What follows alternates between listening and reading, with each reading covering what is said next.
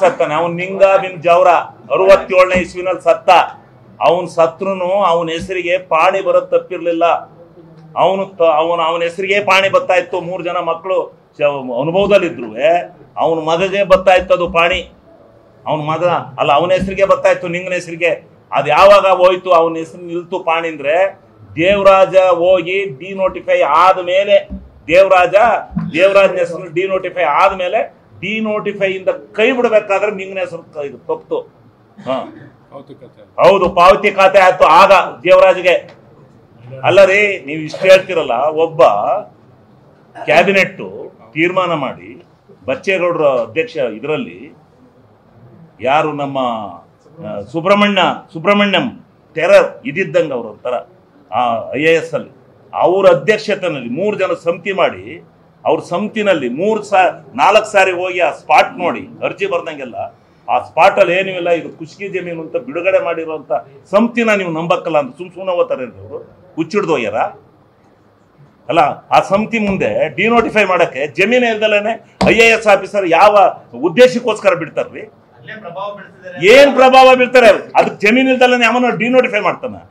ಏನ್ ಈ ಹೆಂಗ್ ಬೇಕು ಹಂಗಂಗೆ ಮಾತಾಡದ? ಏನ್ರಿ ತಲೆಕೆಟ್ಟಂಗೆ ವಾದ ಮಾಡ್ತಾರಲ್ರಿ, ತಲೆಕೆಟ್ಟಂಗೆ ನಡೀತಾ ಇತ್ತಲ್ಲಿ. ಆರ್ಗ್ಯುಮೆಂಟ್ ಸರಿಯಾಗಿ ಮಾಡ್ಬೇಕು. ಹೆಂಗ್ ಮಾಡಿದ್ರು ಡಿನೋಟಿಫೈ? ಅವನು ಮೂಡಾದನು ಅಲ್ಲಿ ಜಮೀನೇ ಇಲ್ದಲ್ಲನೆ ಅಕ್ವಿಷನ್ ಹೆಂಗ್ ಮಾಡ್ದ? ಅವನು ಅಕ್ವಿಷನ್ಗೆ ಹೆಂಗ್ ಆಗ್ತಾ?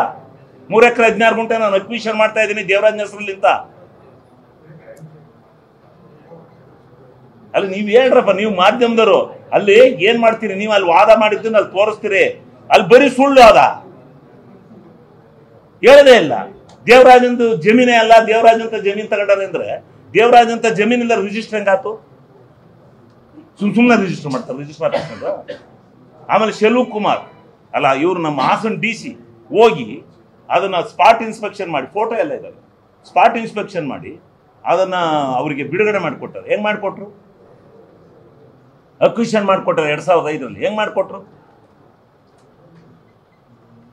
ಇವು ಎಷ್ಟು ಅಲ್ಲಿಂದ ಎಲ್ಲಿವರೆಗೆ ಈ ಮೇಡಮ್ಗೆ ಬರೋವರೆಗೂ, ಮೇಡಮ್ಗೆ ಬಂದ ಮೇಲೆ ಮೇಡಮ್ಗೆ ಬರೋವರೆಗೂ ನೀವು ಏನು ಚರ್ಚೆ ಮಾಡ್ತೀರಿ? ನೀವು ಮೇಡಮ್ಗೆ ಬಂದ ಮೇಲೆ ಸಿದ್ದರಾಮಯ್ಯನವ್ರು ಏನು ಮಾಡಿದ್ದಾರೆ?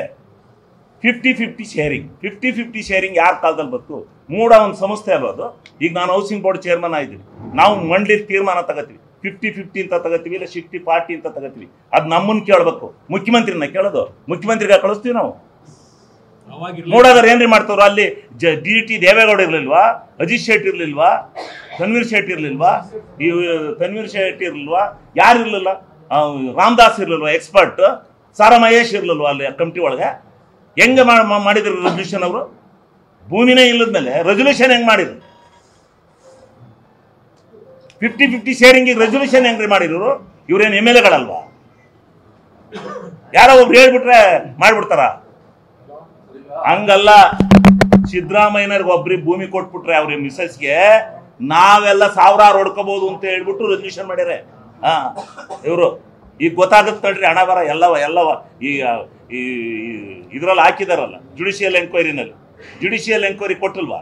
ಜುಡಿಷಿಯಲ್ ಎಂಕ್ವೈರಿಲಿ ಎಲ್ಲ ಬರುತ್ತಪ್ಪ. ಈಗ ಅವರನ್ನೂ ಸೇರಿದಂತೆ ಸಿದ್ದರಾಮಯ್ಯನವರು ಪ್ರಕರಣವೂ ಸೇರಿದಂತೆ ಇಡೀ ಮೂಡಾದಲ್ಲಿ, ಮೈಸೂರು ಮೂಡಾದಲ್ಲಿ ನಡೆದಿರ್ತಕ್ಕಂಥ ಎಲ್ಲಾ ಪ್ರಕರಣವನ್ನ ನಾನು ಜುಡಿಷಿಯಲ್ ಎಂಕ್ವೈರಿ ಕೊಟ್ಟಿದ್ದೀನಿ ಅಂತ ಅಂದಮೇಲೆ ನೀವು ಮತ್ತೆ ಅರ್ಜಿ ತಗೊಂಡು ಹೋಗ್ತಿರಲ್ಲ, ನಿಮಗೆ ಏನಾಗಬೇಕು ಹೇಳ್ರಿ?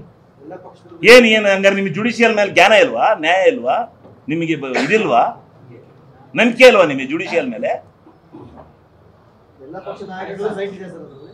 ಎಲ್ಲಾ ಪಕ್ಷದವರು ಎಲ್ಲವೂ ಇಳಿತಾವ್ ತಡ್ರಿ.